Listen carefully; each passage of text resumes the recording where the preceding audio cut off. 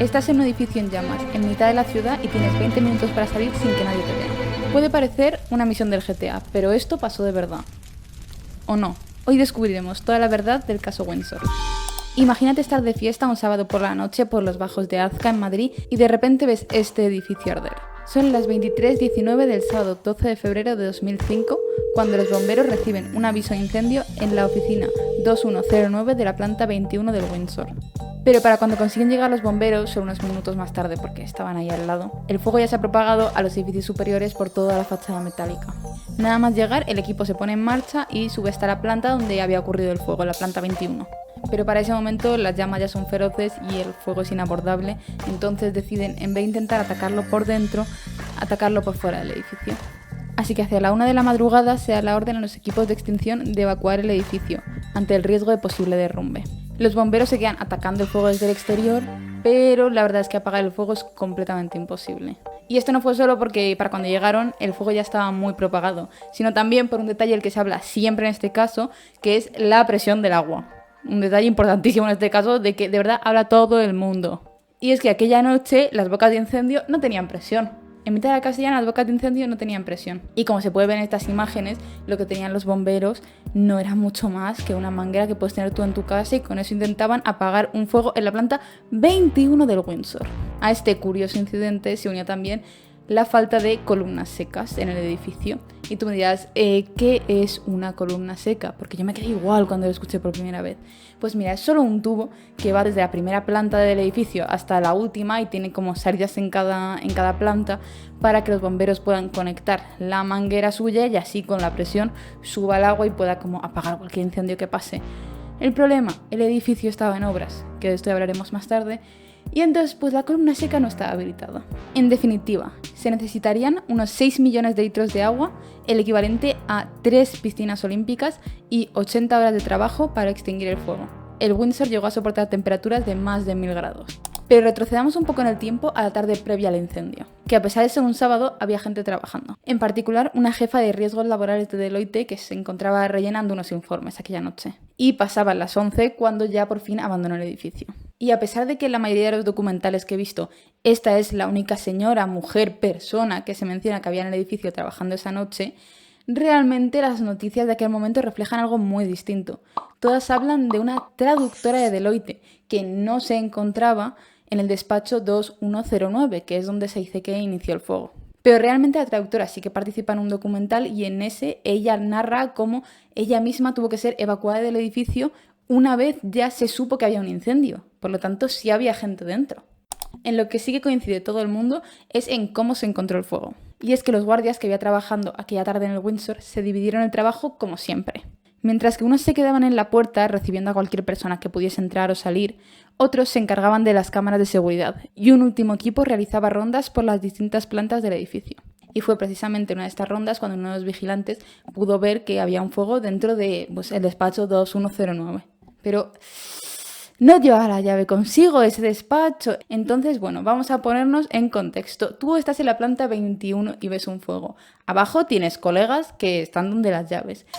Tienes opciones. Opción 1, pedirle a tus compañeros que suban la llave. Opción 2, bajar tu 21 plantas y volver a subirlas con la llave para intentar abrir la oficina y extinguir el fuego. ¿Cuál es la opción correcta? Evidentemente, bajar tú 21 plantas y volverlas a subir, porque se ve que los guardias de abajo tenían la misma inclinación a hacer favor de subir que la que tengo yo. Entonces, evidentemente, para cuando el guardia bajó las 21 plantas, cogió las llaves y las volvió a subir, todo esto en un edificio con un incendio funcionando, pues llegó y la puerta ya estaba trancada y no se podía abrir. Esto en su momento se dijo que era porque por el calor que emanaba el fuego había hecho que se abombase el suelo y entonces impedía la entrada al vigilante que quería entrar. Pero ya hablaremos de esto luego. El caso es que a estas alturas el fuego ya era completamente incontrolable y entonces se pasó a un recurso mayor que era llamar a los bomberos. Una vez se apagó el fuego, se comenzó con la investigación de las causas del desastre. Fue entonces cuando descubrimos que el edificio llevaba más de 2 años en obras y fue por eso por lo que las columnas secas no funcionaban, no estaban habilitadas y también por lo que el edificio todavía no tenía sprinkles, porque cuando se construyó el Windsor en los 70 no era necesario ponerlos. Básicamente, nos enteramos en aquel momento de que el Windsor era el edificio perfecto para quemarse. En aquel momento, si hubiesen llegado un poco más adelante las obras, ya habrían tenido sprinkles y habría sido un edificio pues mucho más difícil de quemar. En cuanto a la causa oficial del incendio, se dice que fue esta trabajadora de Deloitte, la primera, no la traductora, que estaba fumando en el despacho un cigarro. En esa época todavía se podía fumar en los despachos, y entonces tiró una colilla mal apagada y esto generó un incendio. Un incendio para quemar un edificio entero por una colilla.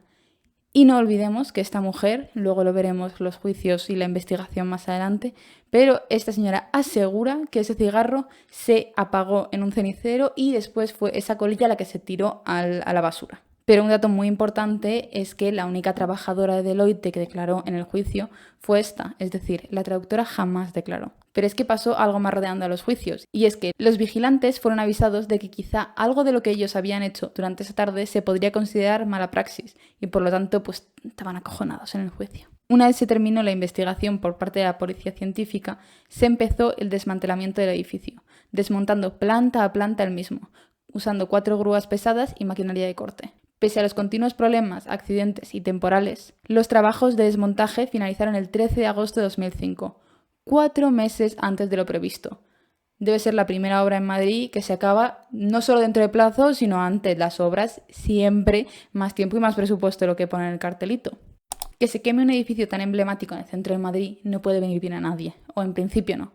Pero vamos a ver quiénes fueron los principales afectados de todo este desastre. Aparte de, evidentemente, los vecinos de la zona por todos los humos, las obras y todo el traquetreo que supuso todo esto, el principal afectado, sin duda, de todo esto fue el Corte Inglés. Durante semanas, los grandes almacenes del Corte Inglés que se encuentran colindantes a la torre permanecieron cerrados por seguridad, lo que provocó grandes pérdidas a la empresa, que hasta tuvo que anular miles de encargos de flores con motivo del Día de San Valentín, el 14 de febrero. Los otros grandes afectados fueron las empresas que residían dentro del Windsor, es decir, por una parte Deloitte, que fue el mayor afectado, ya que ocupaba 20 de las 32 plantas de las que disponía el Windsor, y también el despacho de Garrigues y Asociados.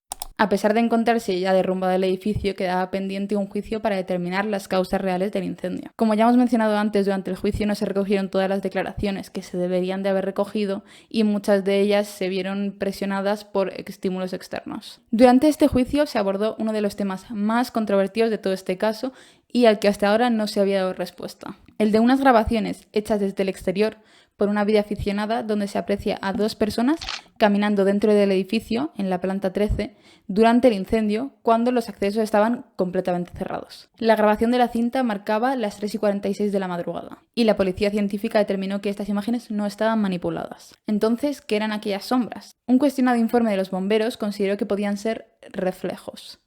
Dime tú qué reflejos ves aquí.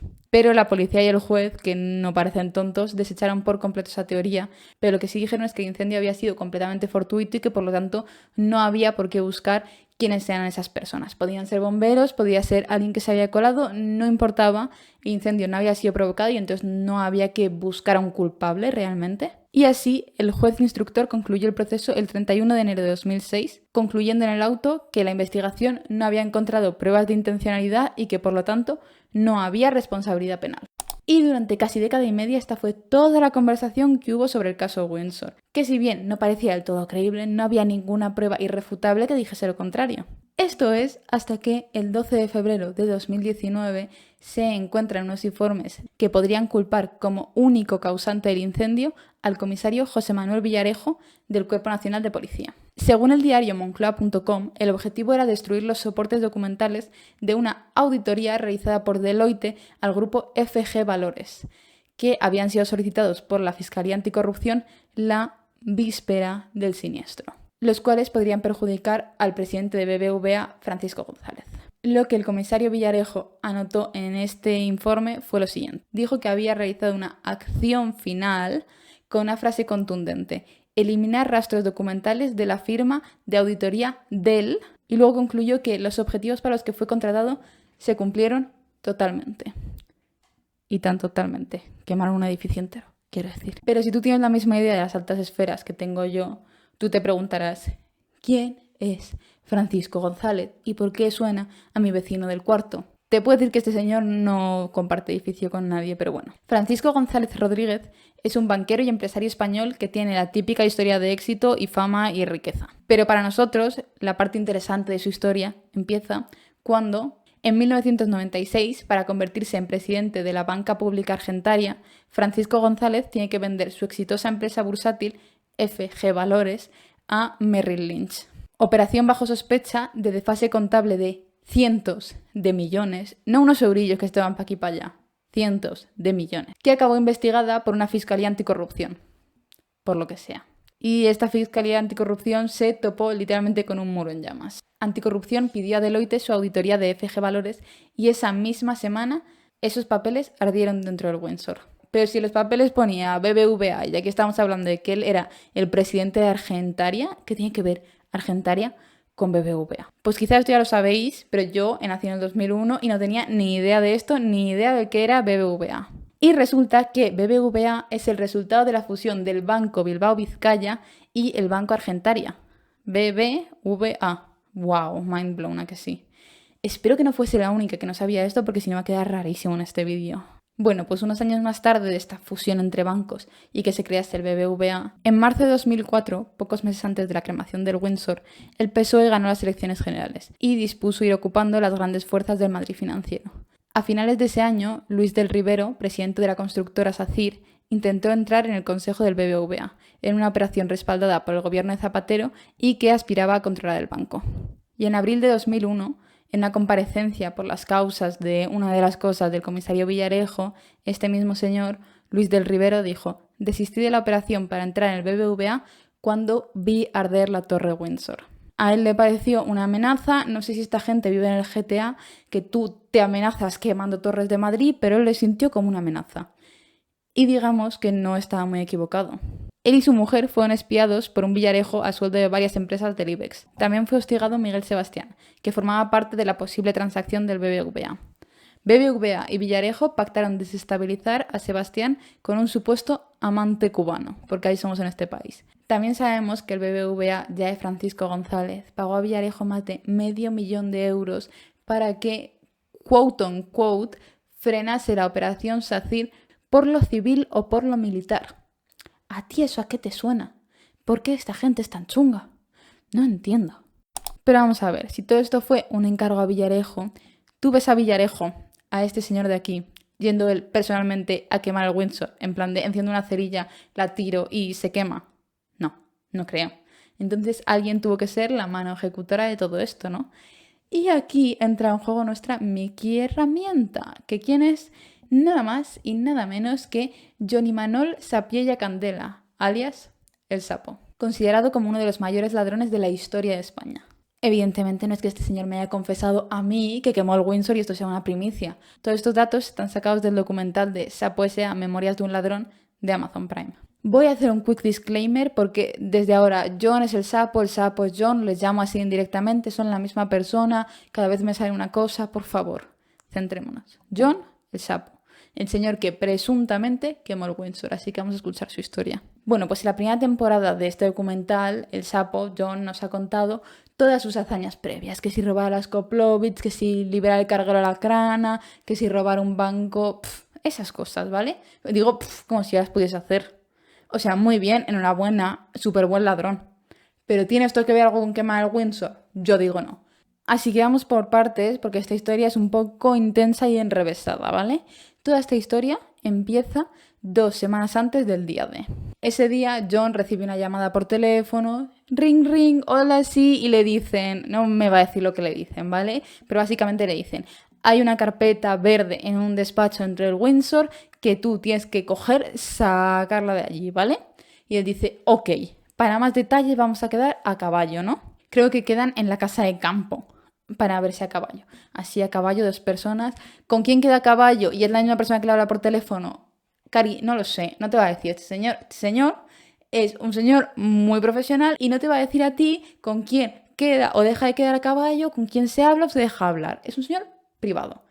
Básicamente porque se dedica a quemar edificios a petición de gente. Entonces pues no va por ahí contando intimidades. Pero vamos, que los detalles que le cuentan montando a caballo vienen a ser un poco estos. No vas a entrar a por la carpeta al Windsor, solo porque si entras por la carpeta y coges otra carpeta verde, porque no habrá carpetas verdes en el Windsor, y dejas dentro los papeles que tienen que salir, que supongamos que por cualquier casualidad los papeles a los que tienen que llegar son de una empresa llamada Deloitte y que tienen una auditoría de FG Valores, ¿vale?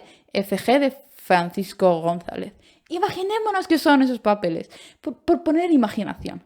La cosa es que si tú sales con otra carpeta y te dejas esos papeles ahí, se va a liar. Así que no solo hay que quitar los papeles, sino que hay que dar una decisión un poco más completa. Hay que quemar el edificio. Como ellos lo llaman, hay que purificar el terreno. En las propias palabras de John, yo estoy aquí para cumplir un objetivo, que es que estos documentos no aparezcan.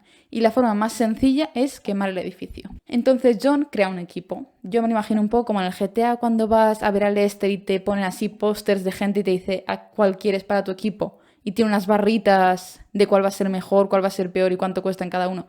Creo que la vida no tiene barritas, pero básicamente me imagino así crea un equipo. Él crea un equipo de otros 2 chicos y él. 3 personas para quemar un edificio, ¿vale?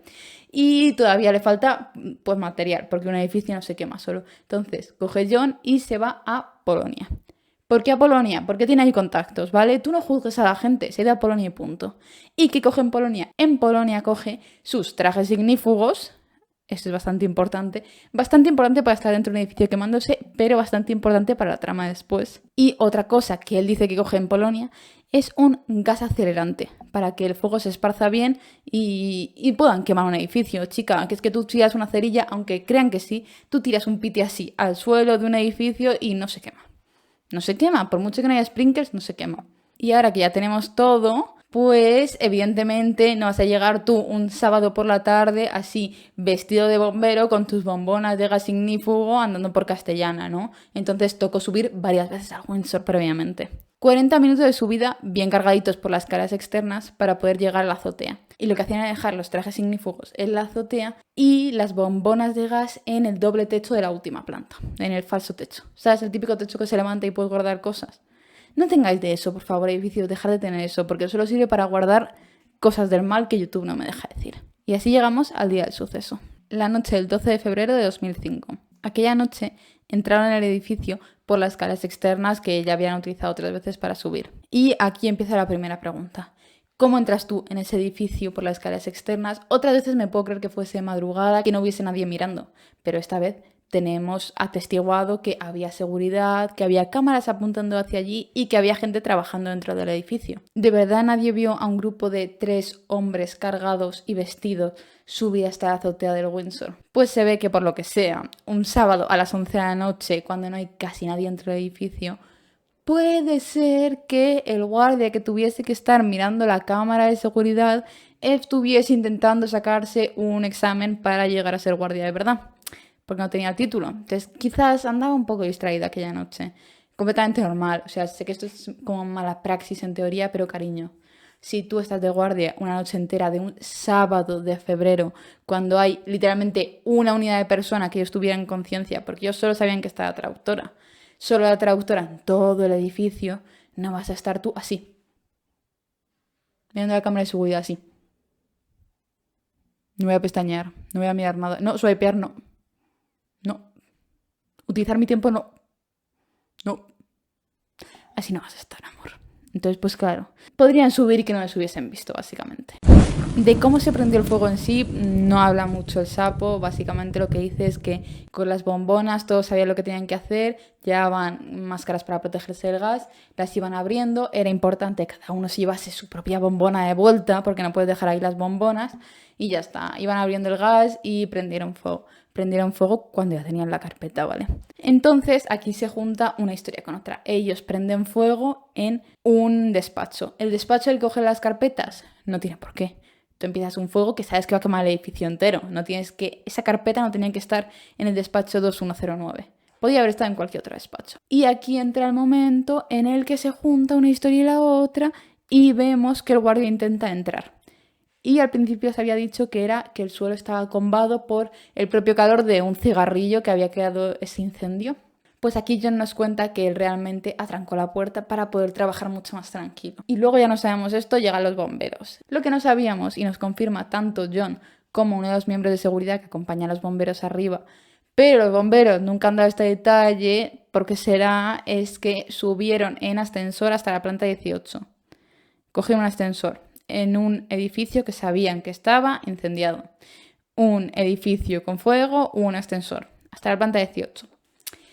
Bueno, hasta la planta 18 y luego suben hasta la 21 andando, sin más. Entonces, entendemos que en ese momento en la planta 21 está John y están los bomberos. Entonces nos surge esta segunda pregunta, que es como, ¿los bomberos ven a John, John ve a los bomberos y no se piensa nada? Pues cariño, esto nos lo resuelve John en un segundito. Y es que dice él mismo, nunca te imaginas que te vas a encontrar a la persona que ha provocado el incendio. Y más si está vestida de bombero. Y es que recordemos que todos iban vestidos con trajes ignífugos y con la máscara. En plan de, para empezar, no les ves la cara, y para seguir, tú no te imaginas que alguien que está con un traje de ignífugo metido en mitad de un incendio no sea un bombero. Evidentemente piensas que es otro de tus amigos y ya está. Bueno, pues una vez que John consigue hacerse con la carpeta verde, es hora de abandonar el edificio, básicamente. Su trabajo está hecho y es hora de irse. Entonces, John baja por las escaleras del edificio, que estaban en una parte como central del edificio que era de cemento. Por lo tanto, realmente el edificio no se iba a caer en ese momento. Tenía una parte central, un corazón de cemento que no iba a arder. Y una vez abajo por las escaleras, John tiene 3 posibles salidas preparadas. 2 puertas de seguridad, una de ellas abierta, y un butrón que había hecho él mismo. Él nos cuenta que decide salir por el butrón que lleva al parking y desde ahí coge el coche y se pira conduciendo por los túneles. Esto lo atestigua uno de los de seguridad, que dice que él ve un coche saliendo. Pero hasta aquí llega un poco la historia de la parte que juega John en todo esto. Trabajo hecho, él se va a casa, él dice que a dormir como un angelito, trabajo bien hecho, había cobrado ya antes, que esto me encanta porque él dice que había cobrado 1 millón de euros más gastos. Claro, porque tú no sabes cuántos gastos van a ser y quemar un edificio parece gastoso. Entonces dicen, ¿cómo fue el intercambio de dinero para que te diesen el millón? Y entonces él dice, recuerda que 1 millón en fajos de 500 solo pesa 2,2 kilos. Y me encantó ese dato. Me pareció como en plan de, ¿cuántos millones has tenido tú para saber que en fajos de 500 pesan 2,2 kilos? ¡Wow! O sea, una mochila ligera. Yo llevaba todos los días al colegio una mochila. Puedo atestiguar esto a mi padre, que pesaba igual 10 veces más que 2,2 kilos. Y ahí no iban 10 millones, créeme. Iba solo todos los libros del colegio porque yo tenía ansiedad. Trauma dumping. Volvemos a esto. Básicamente aquí se acaba la parte de John. Pero ¿sabes quién no se acaba la parte de esta? Y nos resuelve uno de los grandes misterios que ha habido siempre sobre este caso. ¿Cuál es el gran misterio? Las sombras, la grabación, las personas que había ahí dentro a las 3 de la mañana. ¿Quién era? Pues John nos dice que los chicos con los que hizo este trabajo se quedaron por allí buscando dinero, buscando obras, buscando cosas de valor para que saliese más rentable todo este viaje. Entonces, 2 personas vestidas con trajes ignífugos, con linternas, apuntando a sitios, buscando cosas a las 3:46 de la mañana. ¿Quién podían ser? Evidentemente estos señores. Y es la única vez que alguien haya dado una interpretación correcta, que no sean sombras o me da igual quién sea. Porque la interpretación inicial fue, no, es que son bomberos, ¿no ves que van con trajes ignífugos y miran para arriba y para abajo? Eso lo hacen los bomberos. Los bomberos llevaban fuera del Windsor desde la 1 de la mañana. No puede ser que hubiesen 2 bomberos a las 3:46. Llevan todos fuera ya horas intentando apagar el fuego. Y hasta aquí toda la historia que nos ha contado el sapo, que para mí tiene bastante sentido. A ver, yo me encuentro un poco dividida ahora mismo. Estamos un poco aquí conclusionando este vídeo. Me encuentro bastante dividida porque por una parte tengo como la impresión de que la historia del sapo ata perfectamente todo de principio a final.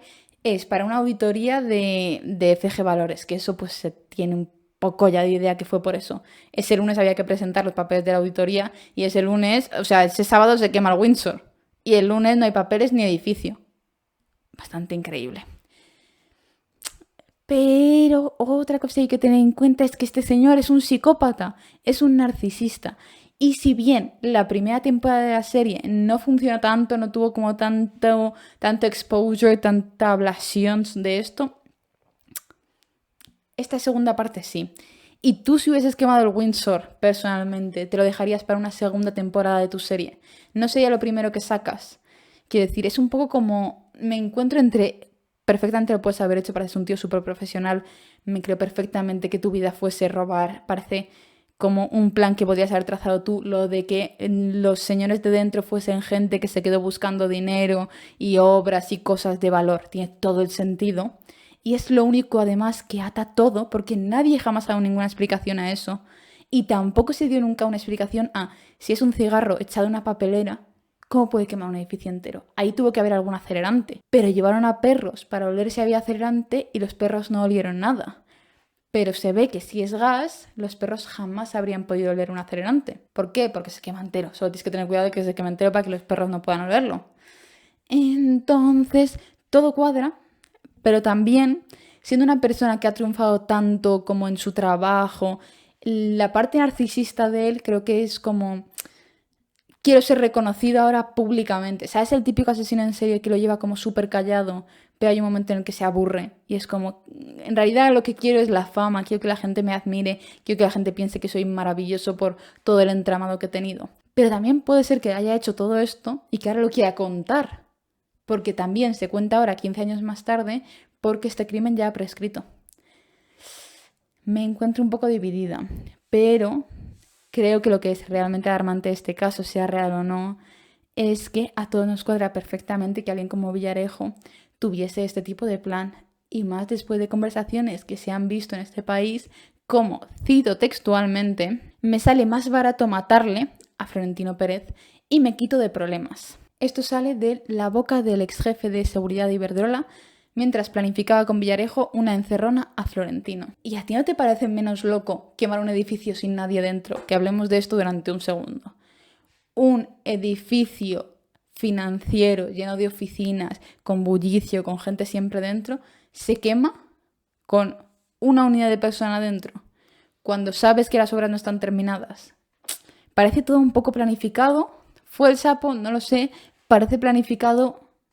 Parece... ¿Por qué se desmontó tan rápido el Windsor? No entiendo.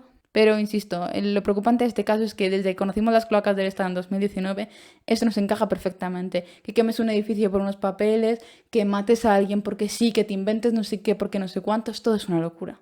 Así que, cariño, yo solo tengo aquí una cosa más que decir, que es que pido por favor a toda la sociedad española que la próxima vez que tengamos un caso que no queramos que nadie investigue, en vez de dar una causa oficial completamente estúpida como un cigarro a quemar un edificio entero, nos inventemos una que tenga más sentido y así yo tengo que dejar de buscar y hacerme mis teorías.